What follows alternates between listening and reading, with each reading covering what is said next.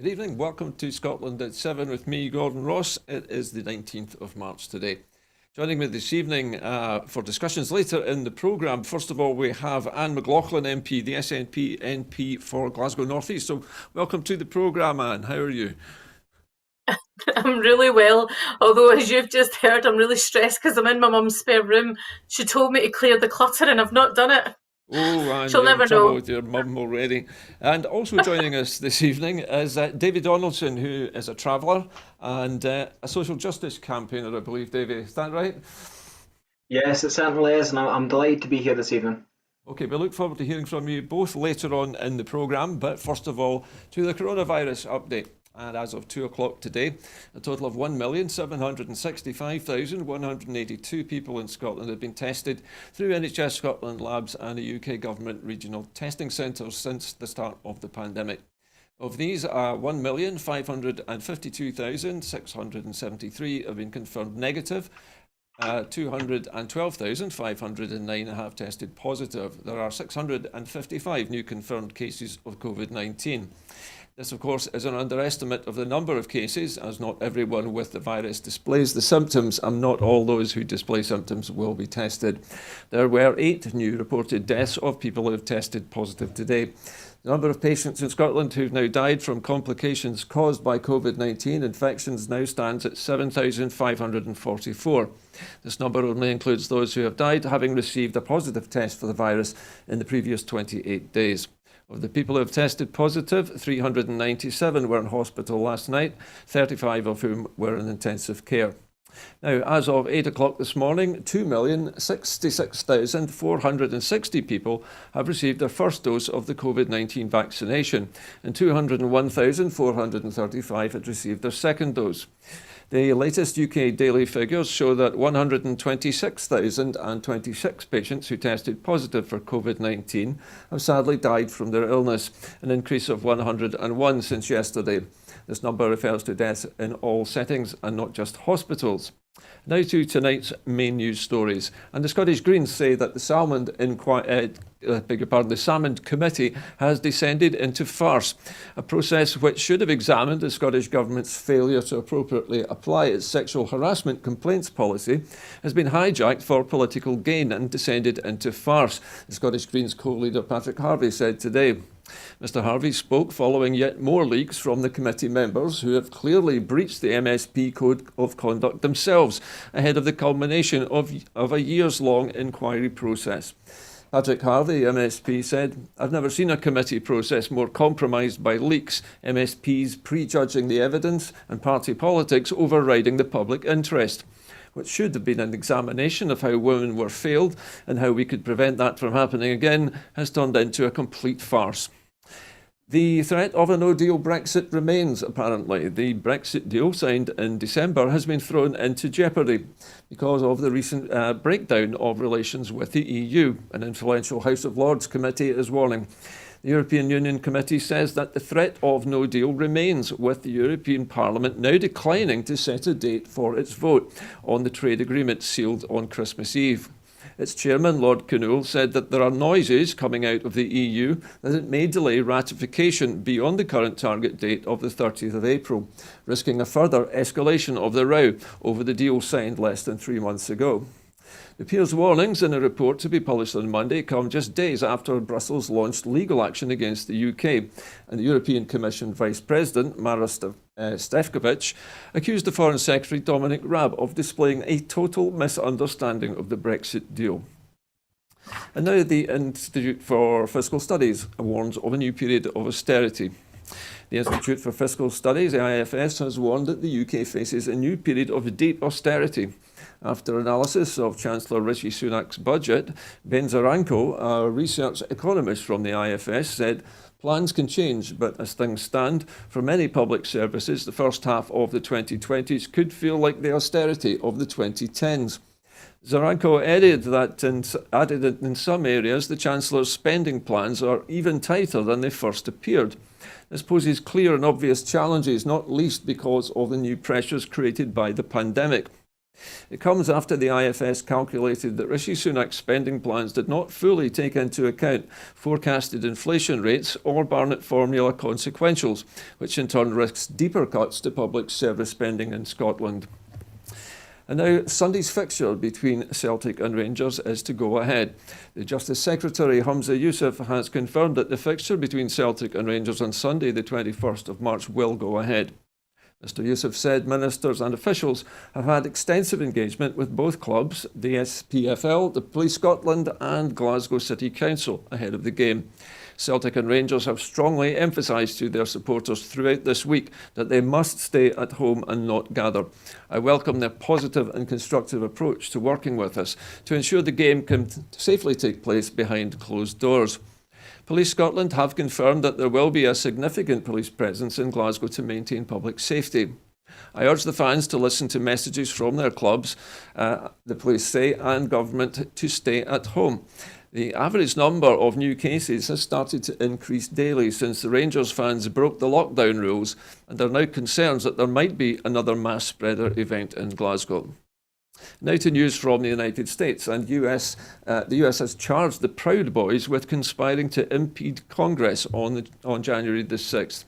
A federal grand jury has charged 4 members of the far-right Proud Boys with conspiring to block Congress from certifying President Joe Biden's election victory, according to a new superseding indictment unsealed today.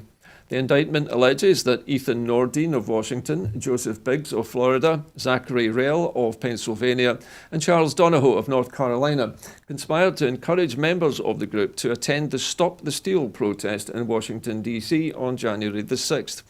It also says that they worked to obtain paramilitary equipment used for the attack on the US Capitol, dismantled metal barriers set up to protect the building, and communicated using handheld radios and encrypted messaging applications.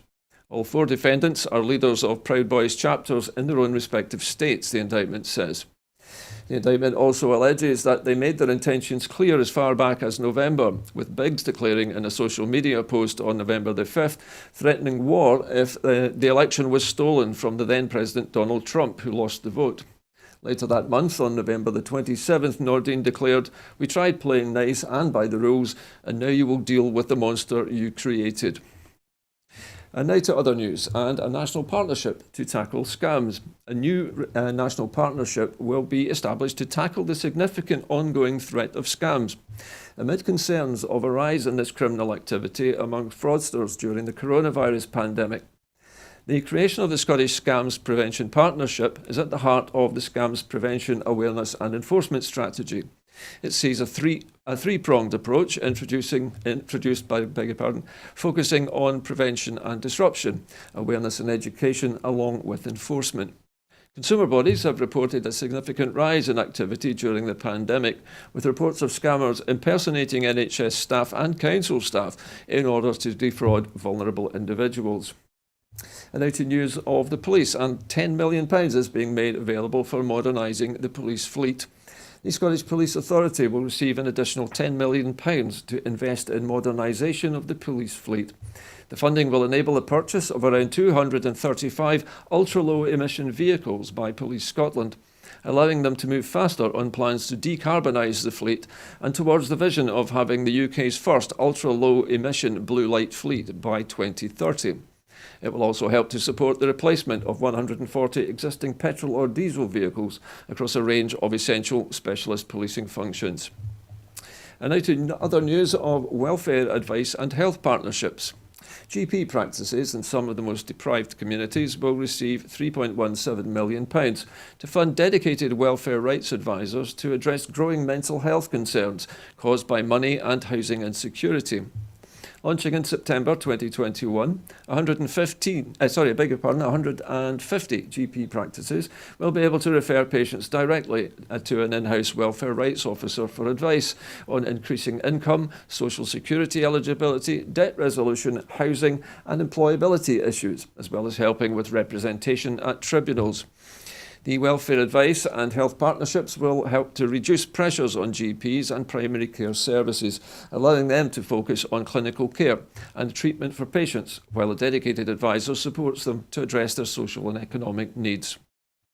And now to helping young people to succeed. More jobs, internships, apprenticeships, training and volunteering opportunities will be available for young people as Scotland emerges from lockdown. Economy Secretary Fiona Hislop has announced that a further £70 million will be available for Young Persons Guarantee, which will include an additional £45 million for local partnerships to provide training, employer recruitment incentives, and a further £10 million for colleges to deliver around 5,000 more short industry-focused courses. £10 million to continue to support the rollout of new school coordinators as part of an internationally recognised youth employment strategy, developing the young workforce. And also £5 million for a new graduate internship scheme, increased volunteering capacity and third sector programmes. The Young Persons Guarantee has already created around 18,000 opportunities for people aged between 16 and 24 to help them into work, education or training. It aims to give all young people the chance to succeed despite the economic impacts of coronavirus COVID-19, while also ensuring that employers continue to benefit from the fresh talent and new perspectives that young people bring to workplaces across Scotland. And finally, tonight, integrating New Scots. Work to help refugees settle in Scotland will benefit from £2.8 million of funding. The New Scots Refugee Integration Delivery Project will offer small, medium and large grants to organisations to either widen existing work or to start new initiatives which assist those who have fled their own country to escape war and terror. This is a part of the New Scots Refugee Integration Strategy 2018 to 2022, which aims to ensure that refugees live in safe and welcoming communities and that enable them to rebuild their lives from the day they arrive in Scotland. And now to the second part of tonight's special programme, looking at the needs of Gypsy and Traveller community in Scotland. My guests tonight are both involved in the effort to improve the lives and prospects of Scotland's thriving Traveller community. And of course there is a new Scottish Government scheme being put in place to help the Traveller community. I think first of all I'd like to bring Anne McLaughlin MP into the conversation. First of all, Anne, and I've made a list of a few questions which I think we would like to know more about. First of all, the government scheme promises extra funding to help improve the lives and the living circumstances of travellers. But what improvements does this new government funding make possible, Anne? Well, I mean, I should say that, my involvement is because of what's happening in the policing bill that's going through the Westminster Parliament, and I've not been involved in the Scottish Parliament, Scottish Government and COSLA programme. And I think Davie's probably going to be able to give you a bit more detail about that. But I mean, the thing is, it takes a public health and a human rights approach, and that makes it fundamentally a game changer, because what we're saying is quite clearly that people who come from a Gypsy or Traveller background should absolutely have the right to live their lives the way they want to live their lives and expect support from their government and their local authorities in the same way that we all expect support from our government and local authorities. So for me, it's more about the kind of fundamental issue that we're addressing in having this programme. I said, and I'm happy to talk in more detail about this, but I said in Westminster on Monday that it was, ironic. It's not really ironic. It's to be expected that at a time when the UK government is bringing forward legislation that will criminalise the way of life of Gypsy and Traveller communities, the Scottish Government and COSLA have worked with those communities to produce something that's actually entitled Improving the Lives of the Gypsy Traveller community. So it's just the direct opposite of what's happening or what's proposed to be happening down south. Okay. Let's hold that thought for the moment. And David Donaldson, I know that you have been involved with the Scottish Government's efforts to improve the lives of Gypsies and Traveller people. Is there a timescale for the work that's being planned at the moment, Davie? And if there is, what is it, so that we know, sort of what is expected to happen and when? Of course. So the original timescale, of course, was 2019, and it was due to end in this year. Now, campaigners, myself and others within the community champions throughout the whole country, of course, expression. COVID has put a spanner in the works of many of the actions initially laid out within the Improving Lives of Gypsy Travellers action plan.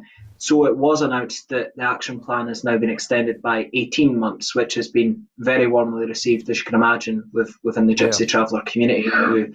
Who, whilst we're seeing a lot of positive work getting promised, and there's a lot of things that have already been done, which I think have been fantastic, we've still got a long way to go.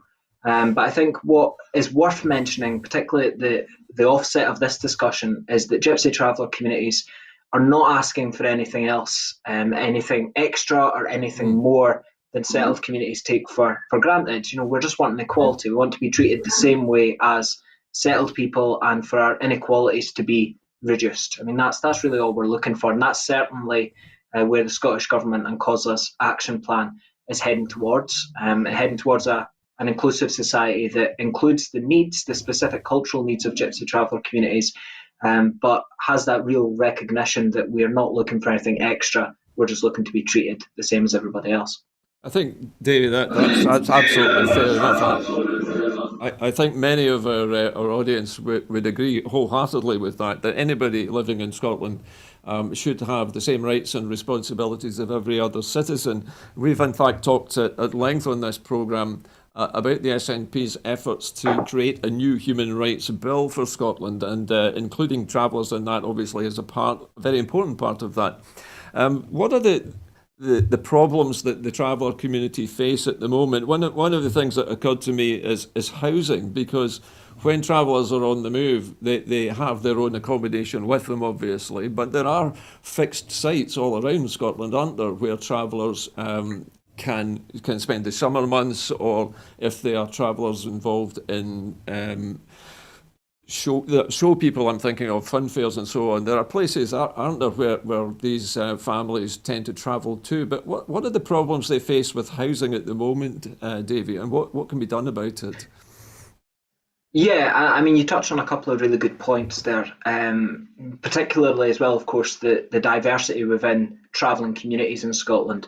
Of course, we do have ethnic travellers such as Irish travellers, Scottish travellers, which I myself am a Scottish traveller. We've got Romany gypsies. We also have occupational travellers such as show people and others as well. So Scotland really does have a strength of ethnic diversity of nomadic communities. Now, when we talk about the inequalities that gypsy travellers face, of course, accommodation is at the very top of that list. And in some ways, accommodation and the inequalities we face with accommodation really underpin the other inequalities, such as health inequalities and educational attainment as well. Yep. Now, when we talk about accommodation in Scotland, it's a bit of a misnomer to say that we have sites all over the country. I mean, that's certainly not the case, and that's been recognised by the Scottish Government and by COSLA, that there is a distinct lack of sites.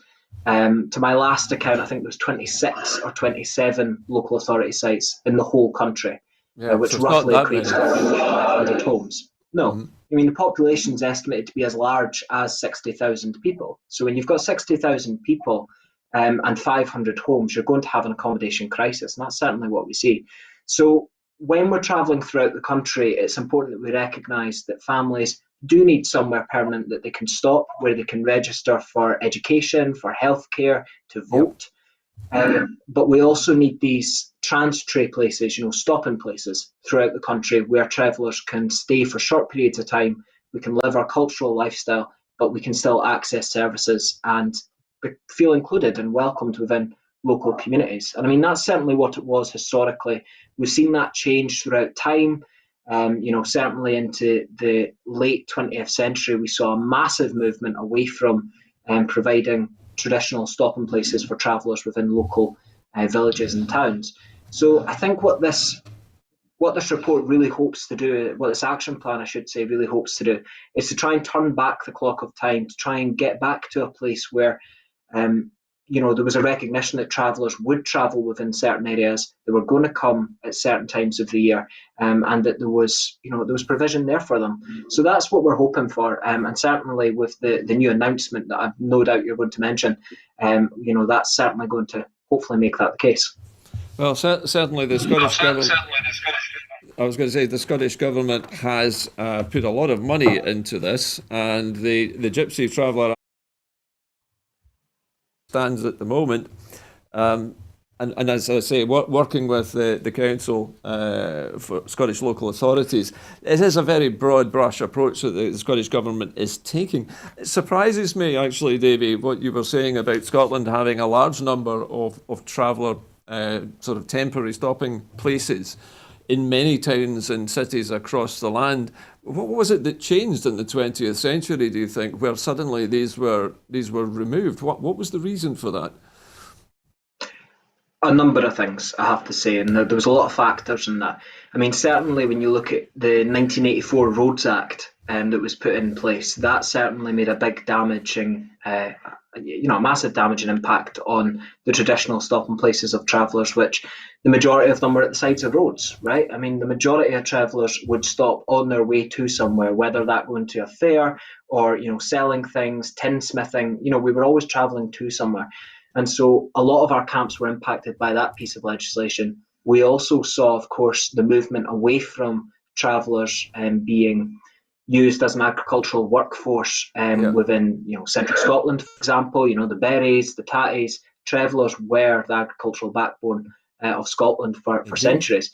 But of course, with movement towards better farm machinery, joining the EU and foreign migration, of course, a lot of that traditional agricultural labour wasn't needed anymore, and so a lot of the traditional stopping places that were, historically on farms or around farmland were blocked off.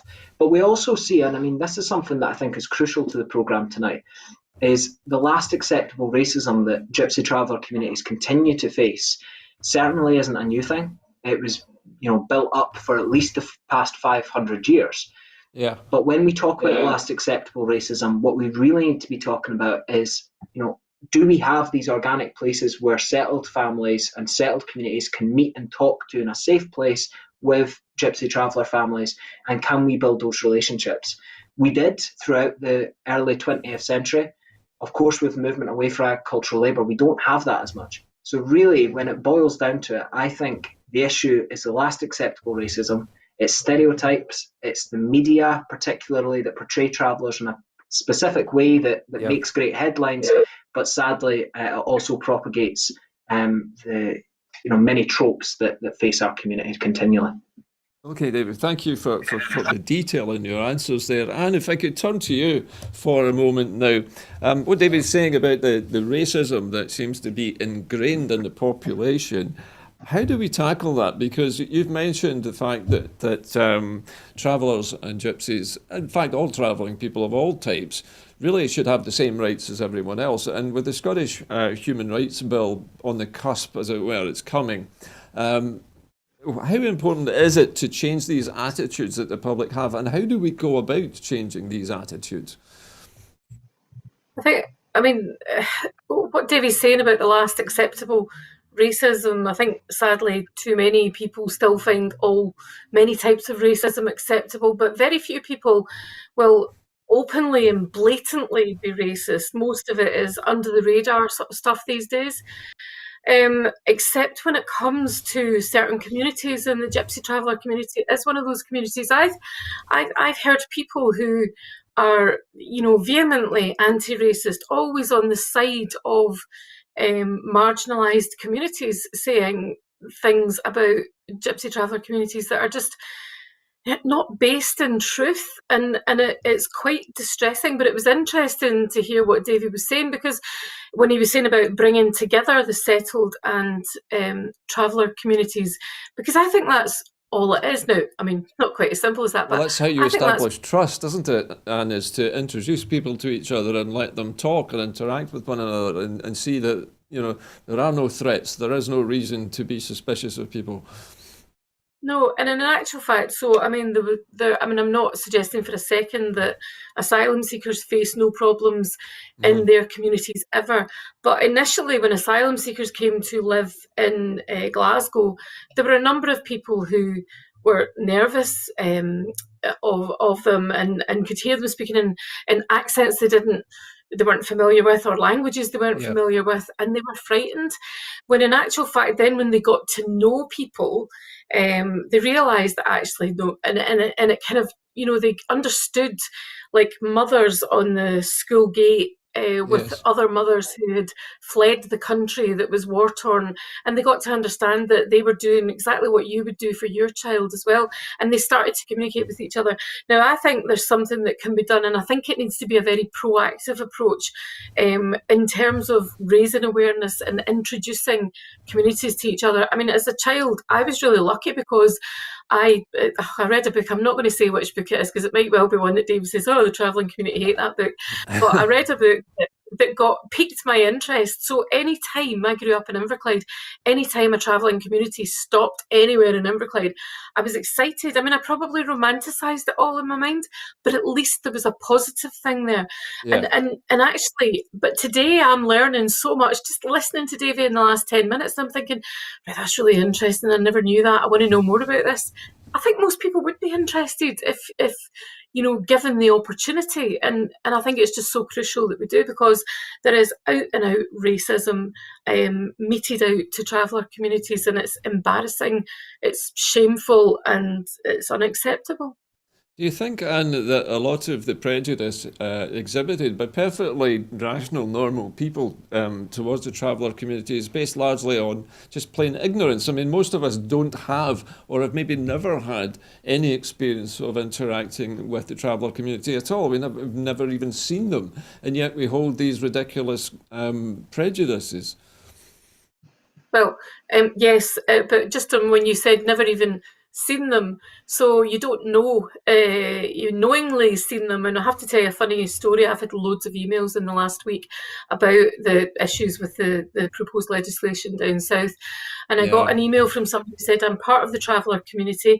Here's my address." And it was my address. And I thought, how did he get my address?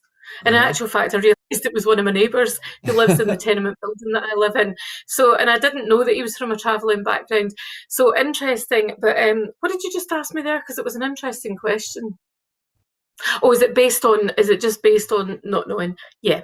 So if we've got time, can I share a story about an experience I had in terms of... That's why we're here tonight. Right. Excellent. Right. I don't want to take up too much time because I'm really interested in what Davie's saying, but so I'm not going to name the town. I said this on Twitter the other night. I was watching the debate after I'd spoken, and Tory after Tory was saying the most vile things about the travelling community, and I just was so angry that I thought, I'm going on Twitter, and I tweeted about this. So you might have heard this already. A town that I won't name, that I'm familiar with because I had some family and friends there, and I regularly visited. Travelling community, this is about 2 years ago, travelling community pitched up onto a patch of grass that nobody ever uses anyway, right? And there was outrage. There were Facebook groups set up to express the outrage about it. The local press and radio were always on about it, and people were saying this is an absolute disgrace, and they're I'll just say they're dirty, the crime is rising and all the rest of it, right? So I went into this Facebook group and I said, so what is it they're doing? And they said, well, the kids are running wild. And there's rubbish everywhere. It's filthy, dirty. And what was the other thing they said? Oh yeah, my friend got her house broken into the other night.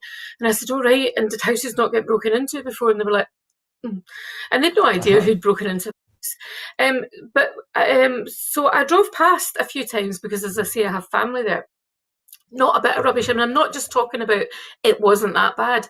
There was no rubbish. It was pristine. No kids were running wild. They were playing on their bicycles or tricycles. They were laughing. Yeah, and you know what? They were being children in the way that we should want our kids to be, out in the fresh air, playing together rather than stuck in a computer. And I went back into this group and I said, oh, I passed and gave them my experience. And they said, oh, you must have been there on the wrong day. So I said, okay. And I went back and I said, oh, I had the same experience. And they said, well, we'll show you the photographs. And I am still waiting for those photographs. But those people really believed what they were saying, because their preconception is all of those things that I won't repeat because it's not nice things to repeat. It's just awful. Well, listen, thanks for sharing that anecdote with us. Davie, if I could bring you back into the conversation, the kind of thing that Anne has just described must be commonplace. I'm sure you've experienced this yourself. I have, yeah, of course I have. My family shifting around the country, I've experienced that on a number of occasions, being prejudged based on my ethnicity, prejudged that, crime rate will go up, all these horrific tropes, that mess is going to be left, all of these things. I've never broke never broke a law rather in my life. Never left a piece of dirt, on a camp ever. If anything, when I was growing up, and certainly even till today, it was the practice that you would leave a camp cleaner than when you arrived. Yeah. But what I want to say as well, and this is a misnomer in some ways that is actually capitalised by certain politicians, certain right-wing movements as well, I have to say, against Gypsy Travellers in order to try and validate some of the horrific policies that, for example, the policing bill that is being mentioned down south. Yes, it has some terrifying connotations. Gypsy Travellers, you're right, and that is that Gypsy Travellers, on the minority of occasions, there is mess left, right? Now, I wouldn't be honest if I didn't sit here and say there are examples of travellers leaving mess. But you know something? There's examples of settled people leaving mess as well. Yeah. And that's the difficulty. The difficulty is travellers are all tarred with the exact same brush. Within our community, we're expected to self-police. We're expected to take responsibility for the actions of people we've never met, right? So I've had it on many occasions where I've pulled up into a traditional stopping place of my family's, and local community members have said, oh, there was travellers here before and they've left mess. I don't know those travellers. I don't know why the mess was left. I have, nothing to do with me. The same way, if you were a settled person walking in your local park and someone had left a heap of rubbish sitting, you're not expected to take responsibility for that, and you're not accountable to that. But when it comes to travellers, we're all accountable, and that's the unfair nature of it, and that's the element that really permeates a lot of the stigma.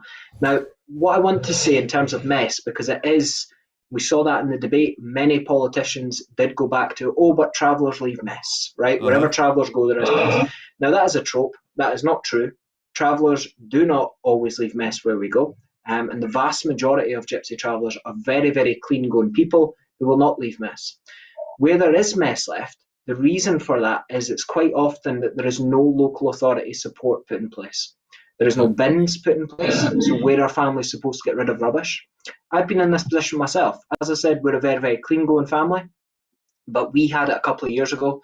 We were shifted out in the north of Scotland.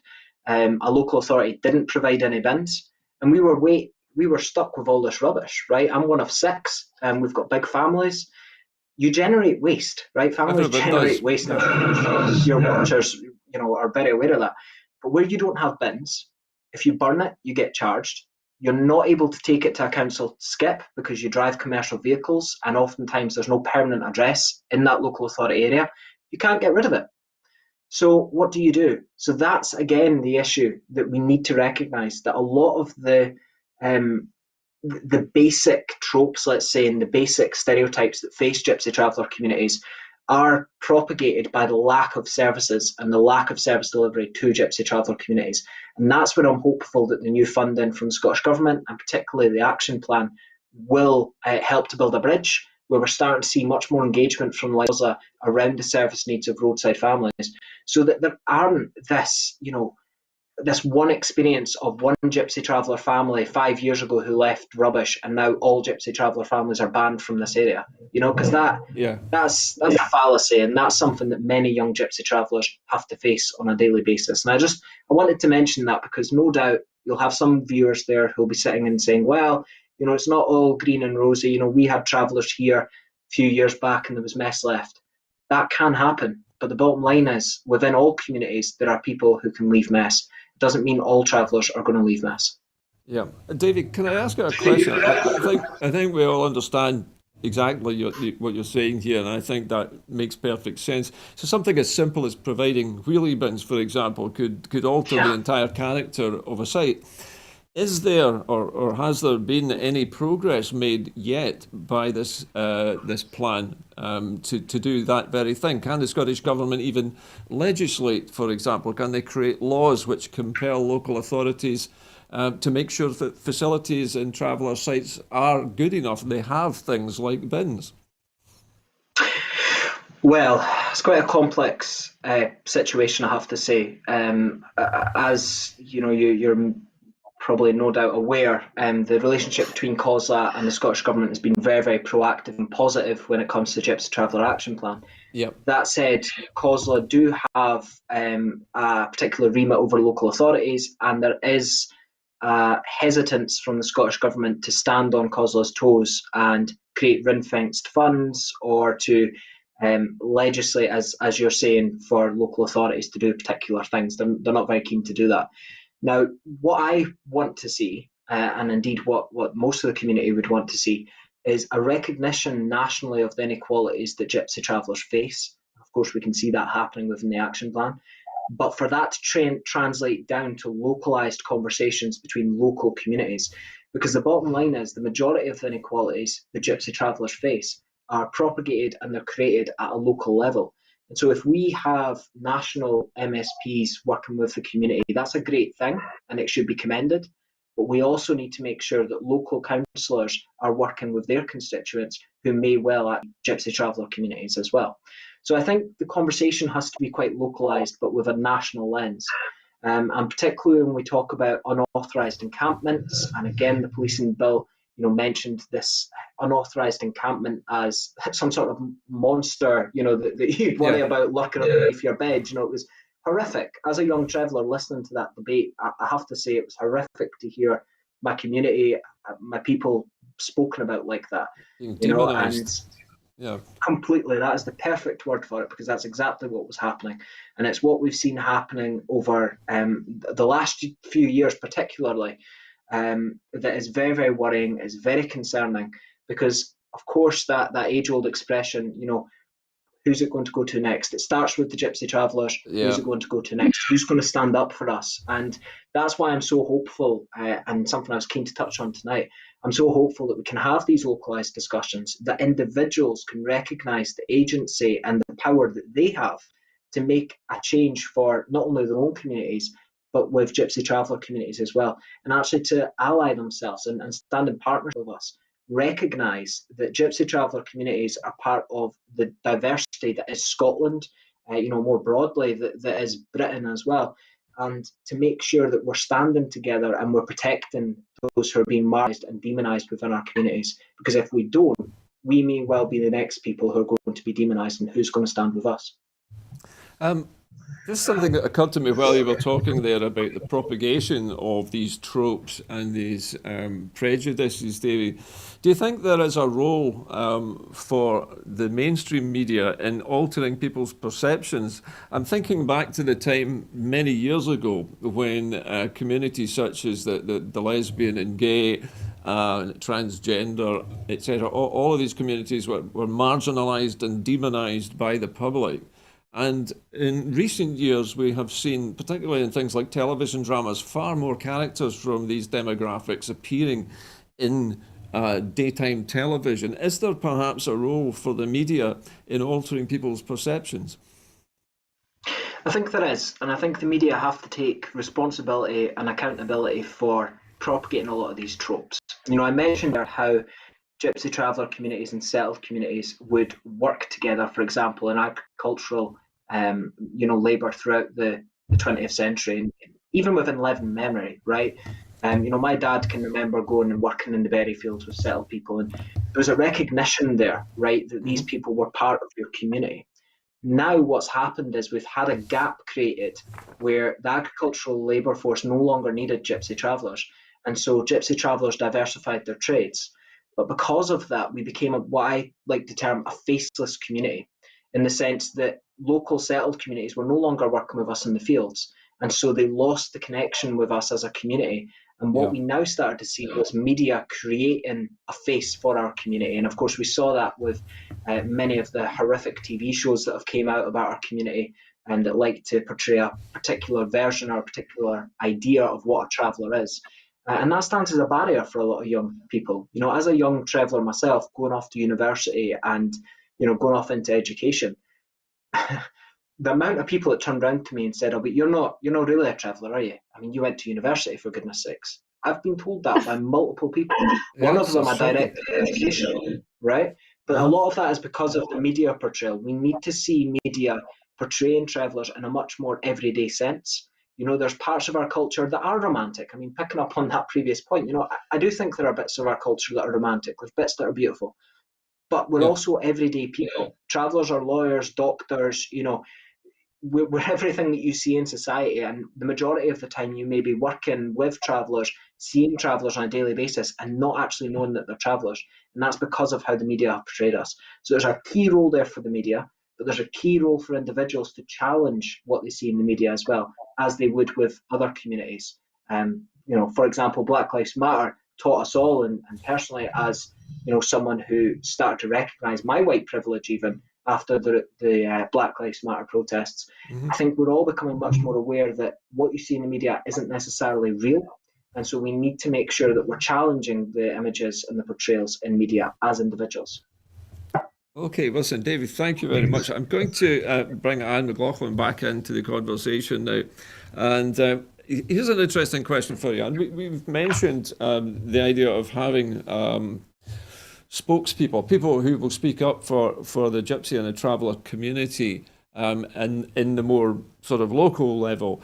Is there, do you think, an argument here for there to be a Traveller or Gypsy MP or MSP, someone who has a high enough profile to take these issues to national parliaments, to have them debated properly and to stand up for the travelling community? Yeah, well, actually, I was going to say, and I found that all so incredibly interesting, what Davie had to say. And when he was talking about travellers are doctors, I don't think he did say dentists, but dentists have been in the news today. Dentists, law, and they will be dentists, lawyers, academics. I mean, I know that, but I actually don't know of any that I've met or seen in the media, and I'd love to know more. I'd love to, see more people from travelling communities. And yeah, if that means that, getting elected to Parliament, it's a great idea. But what I was going to say is the spokespeople and champions, the best people to be those spokespeople are people from those communities. Because it's like in the Black Lives Matter movement. So my partner is one of the founders of Black Lives Matter Scotland and is Black. I would never dream of trying to lead that campaign. My role is as an ally, and because I don't experience it. I don't experience life as a Black or minority ethnic person. I don't experience life as a traveller. And so I'm not the person, I'm the person to be an ally, and other people are there to be allies, but the best spokespeople have to be the people that come from that background. And I mean, there's lots of ways you can do that, standing for council, standing for Parliament, but there's other ways that you can do it as well. And I always say to people, that's not the only way to influence. It's not the be all and end all, but I don't know. I'd be interested to know what Davie thinks about that. If anyone from a travelling background could bear to be tied to the Parliament. Well, let's ask Davie that question. What do you think, Davie? Would yourself or somebody else from the travelling community be prepared to perhaps stand at Holyrood, for example? I dare say they would. I think it would be fantastic to see a traveller or a person not only standing but being elected to Parliament. I think that would be a symbol, an image, not only for young Gypsy travellers, but an image of a really equal and fair country. And the fact that we don't just say what we want to be, and we aim for it, but actually we are it. We do what say on the tin. That's how I would see it if a traveller was elected. To my knowledge, there's never been certainly a Scottish Gypsy traveller elected to the Scottish Parliament nor to Westminster. There are many, many barriers, of course, for young people, particularly going into politics in general. But I think when it comes to Gypsy travellers, when it comes from people who are already a marginalised people, it can be particularly difficult.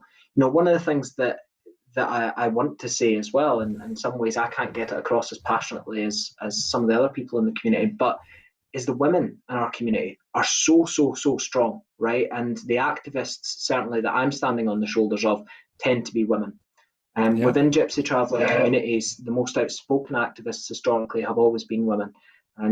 For example, the late Sheila Stewart, Belle Stewart as well, both prominent folk singers, but also activists in their own right. I think that what we need to see is a recognition that young women as well in our community are standing up as community champions, and particularly in this month, and particularly with the recent events, the recent tragic events, I should say, that we've seen. I think we need to reflect on the need for society to make sure that young Gypsy Traveller women and girls are also protected, and that they're also thought of when we're talking about the frameworks of protection that young women and girls sadly need in our communities. And I think that's something that's overlooked a lot of the time. And as I said, being a guy, I can't get that across as passionately as, for example, my sister would be able to do. But I do think that when we're talking about role models and when we're talking about spokespeople within our community, the women are that. Just as you were saying that, David, just a few moments ago, I had a very weird thought, and that is that earlier on in our conversation, you mentioned that the travelling community in Scotland's estimated to have a population of about 60,000, yeah? Something like that?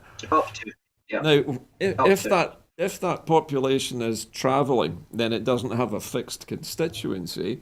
Then why couldn't, say, the Scottish Parliament create a traveller constituency for those 60,000 people who are constantly in movement around the country, so that they can be represented by somebody who looks after their specific constituency interests? It would make sense, wouldn't it?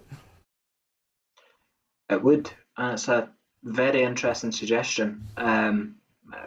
Massively interesting. I mean, some of the work that I'm involved with just now is looking towards the recognition of Scottish Travellers, principally as an Indigenous people within Scotland, and the recognition of our Indigenous languages and links to the landscape and to the land.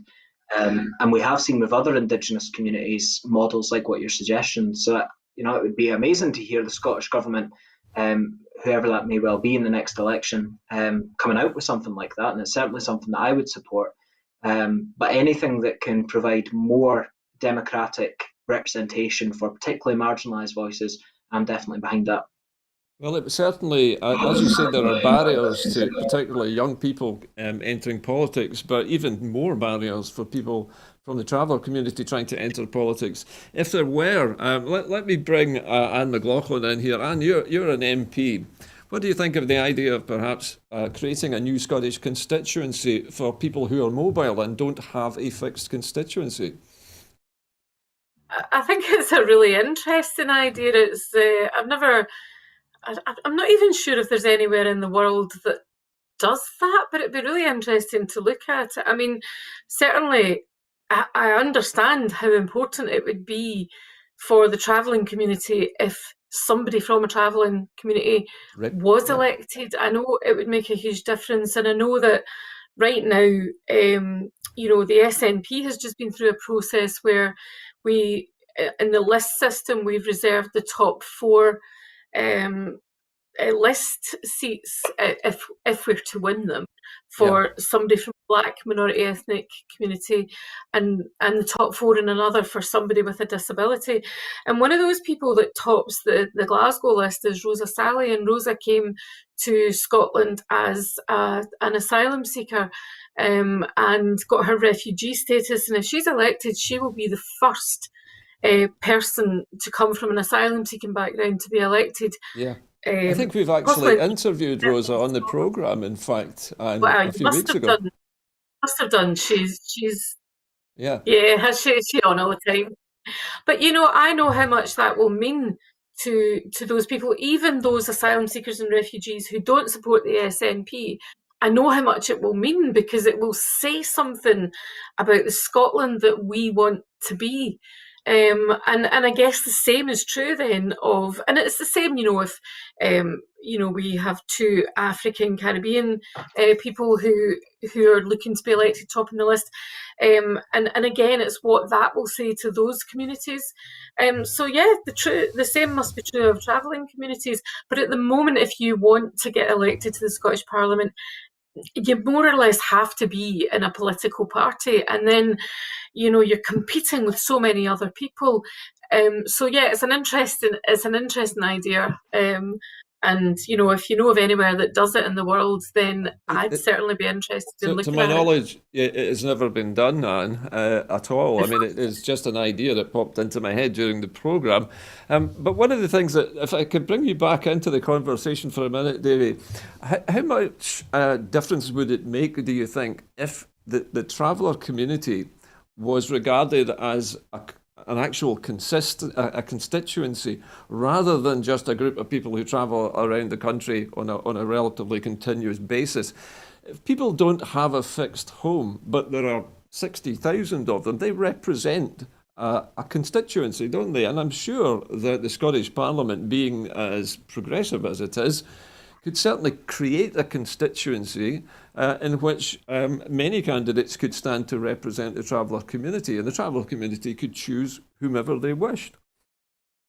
It's an interesting model. I mean, certainly listening to it and comparing it to other Indigenous democratic and governance models that we see, particularly from First Nations peoples in North America, there are similarities, but of course there's pros and cons to all of these things, and I think certainly there'd be pros and cons to a constituency model.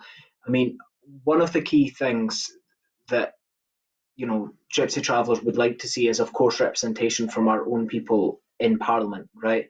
I always said that if I was ever elected, I would do my initial speech in the Scottish Traveller language, the cant, right? Yeah. And I think that would certainly make a symbol, and it would certainly boost the confidence of young Gypsy Travellers that the Scottish Parliament, for example, is a place for them. That said, I think that the specific cultural needs of Gypsy Travellers are something that need to be understood. They need to be thought of, and the democratic and direct democracy within our community needs to be thought of a lot more, and I do agree with that. However, I would worry that if it was a total separate constituency, it may overlook the intersections between permanent stopping and travelling, and also the intersections that exist between settled people and travellers. And it may well further silo Gypsy Travellers into their own place rather than building the inclusion of Gypsy Traveller communities into the mainstream. And that's certainly something that I would hope to do. So I think it would be an interesting approach, but it would have pros and cons.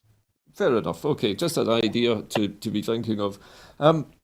One of the things I wanted to ask you, Davie, and I'm not sure the answer to this is, but travelling people obviously face barriers to certain things that other citizens do not. You mentioned things like access to healthcare and education, and how people were surprised at the fact that you had been to university and actually were claiming that you weren't a traveller at all simply because you had accessed the education system.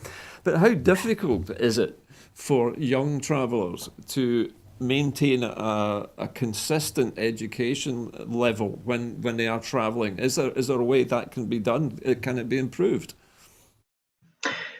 Everything can always be improved, right? But I have that the pandemic has had a slight silver lining in the sense of digital inclusion.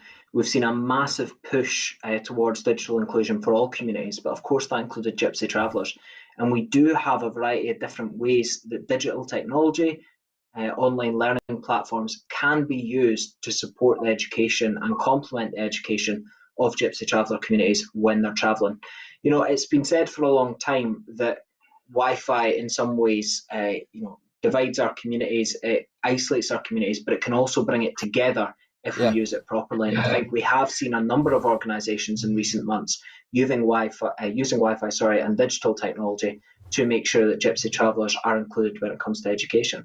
But by far, the attainment levels that Gypsy Travellers reach are very, very low.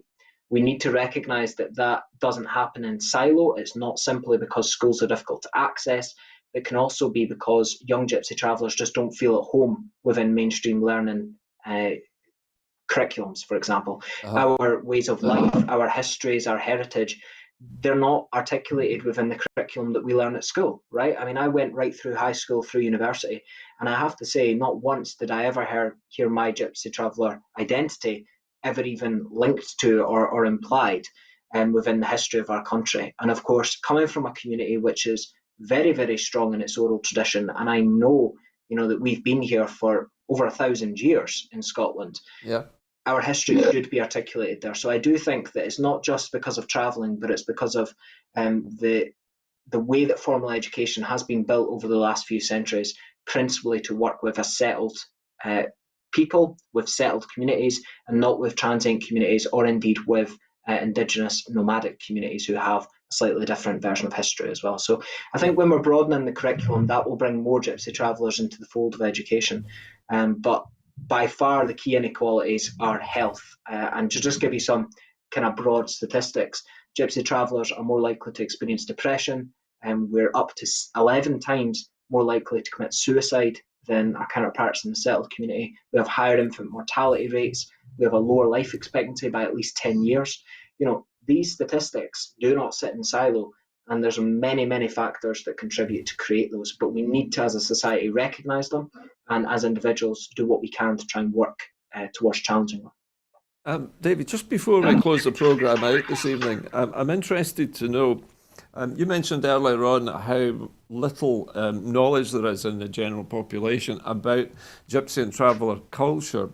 Is there, do you think, you mentioned earlier on the idea of a place for the local community to meet the Traveller community and to get to know them.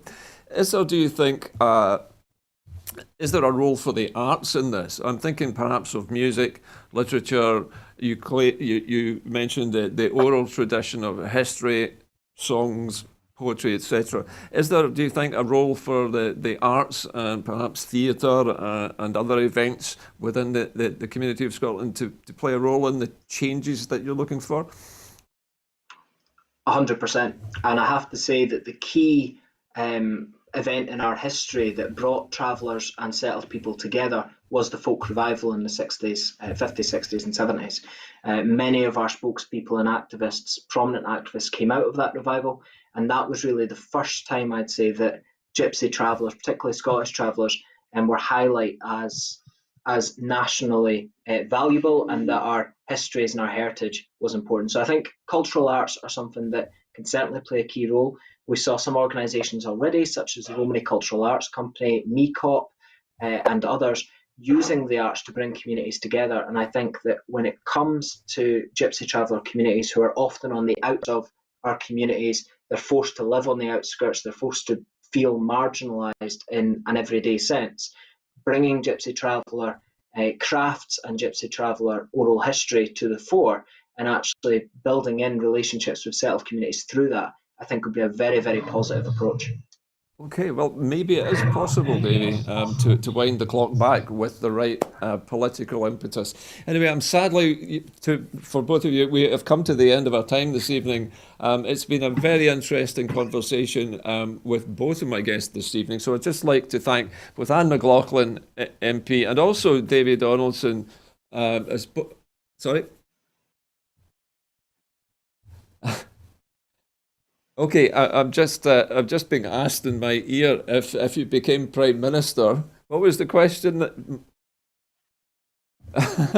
Which MP would you shame? Now, there's an interesting question. If you were the Prime Minister, which MP would you shame? I don't even know if I know what that means. I think that we're talking about a particular Tory MP, perhaps, or MSP even. But anyone you like, is there anyone that you would particularly like to have a go at? Oh, you just want me to have a go at another MP? No problem. Where do I start? How about we start with all of those that voted for the bill on Tuesday night that will criminalise Gypsy traveller communities, and also for the crime of returning to a site they're trespassing on within a year. It will confiscate their vehicles, which means make them homeless. So yeah, how about everybody that voted for that? Sorry, I think I misunderstood the question, no. But there you go. I think you understood the question perfectly. Do you agree, Davie? I agree wholeheartedly, and I think the answer couldn't have been articulated any better. Okay, well, listen, let's leave it there tonight. But before I leave you tonight, I do need to remind you, of course, that Broadcasting Scotland is running a major crowdfunder at the moment so that we can produce more programmes like this and cover the major events of 2021. So if you would like to support us, you can do so by becoming a Broadcasting Scotland supporter, a regular one if you like, or you can make an individual donation or even volunteer. But it just remains for me to thank my two guests, Anne McLaughlin MP and also Davie Donaldson from the Traveller community. Thank you both for being such excellent guests. And from everyone here at the Broadcasting Scotland studio this evening, have a great weekend. What distinguishes Broadcasting Scotland from a website or blog, apart from our brilliant programmes, Hi there, I'm Gordon Ross. are the costs we face to enable us to produce those programmes. These costs are significant and ongoing. However, our facilities are able to do so much more if only we had the staff. In the last year, some of our supporters have cancelled their subscriptions. In one way, we would prefer it if it was because they didn't like us, rather than it being because of the financial pressures which we are all under because of COVID.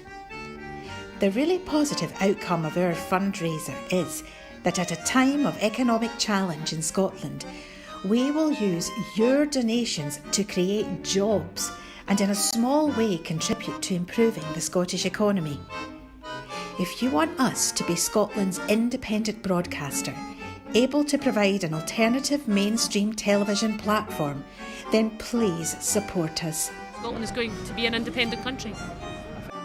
Just imagine what we could do if we had even 1% of the BBC Scotland channel's budget. Imagine. And then please consider turning your imagination into reality. Please support us if you can afford it.